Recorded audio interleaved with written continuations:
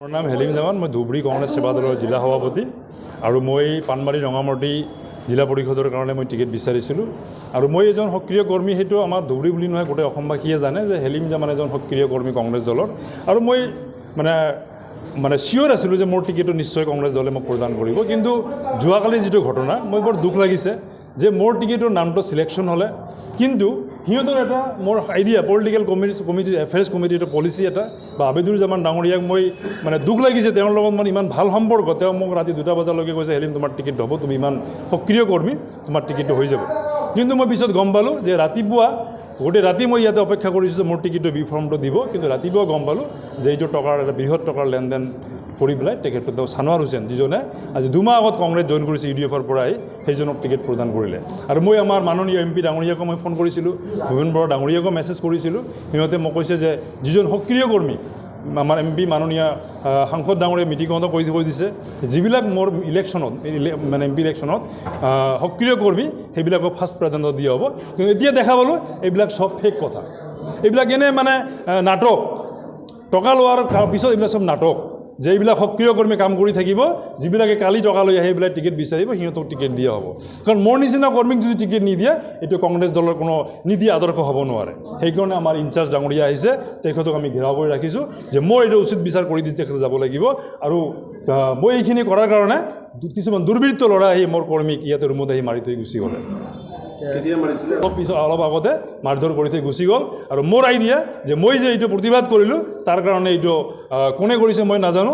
নিশ্চয় মই এইটো প্ৰতিবাদ কৰাৰ কাৰণে কোনোবাই ইয়াৰে আমাৰ আবেদুৰ জামান ডাঙৰীয়াই তেখেতক মই যিহেতু কৈছোঁ যে মোৰ টিকেটটো দিব লাগে, তেওঁ এইখিনি নকৰি পেলাই এতিয়া দুৰ্বৃত্তক আক্ৰমণ কৰিলে। মই অলৰেডি মই আমাৰ মাননীয় প্ৰেছিডেণ্টক মই অৱগত কৰিছোঁ গোটেইখিনি কথা, যে মোৰ টিকেটটো কিয় নহ'ল। আমাৰ ষ্টেট প্ৰেছিডেণ্ট সেৱা দলৰ দিব্যায়ন ডাঙৰীয়াকো মই জনাইছোঁ। অল ইণ্ডিয়া ইভেন কি মোৰ ইয়াতে ৰেকৰ্ড আছে, অল আছাম সেৱা দলৰ পৰা মোক লেটাৰ পঠাইছে যে হেলিমক টিকেটটো দিব লাগিব। অল ইণ্ডিয়া কংগ্ৰেছ কমিটি সেৱা দলৰ লালজিৎ দেশাই ডাঙৰীয়া চিঠি পঠাইছে যে হেলিমৰ টিকেটটো দিব লাগিব।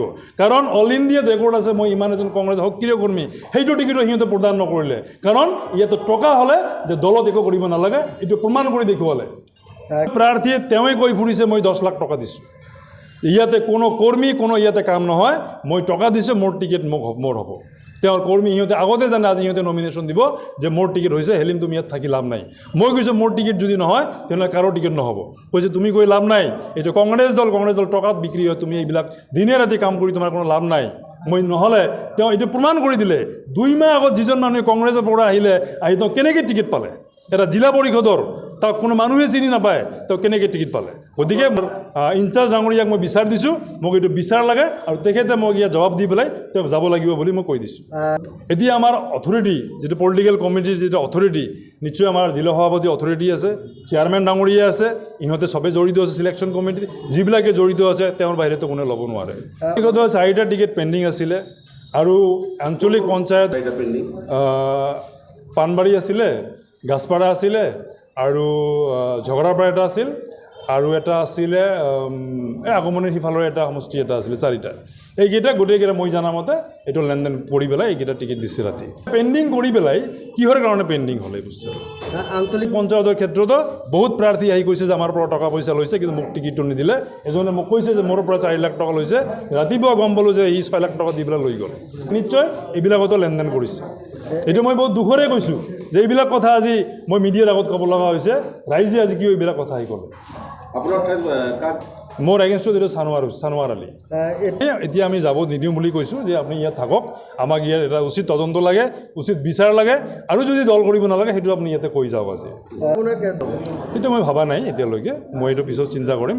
মই যিহেতু এজন কংগ্ৰেছৰ সক্ৰিয় কৰ্মী, মই এইটো দুখেৰে মই এইটো আৱেগিক হৈ এইখিনি কথা কৈছোঁ। কিন্তু দল এৰা নেৰা সেইটো মই এতিয়ালৈ ভবা নাই, কাৰণ মই যিহেতু এজন সেৱা দলৰ কৰ্মী।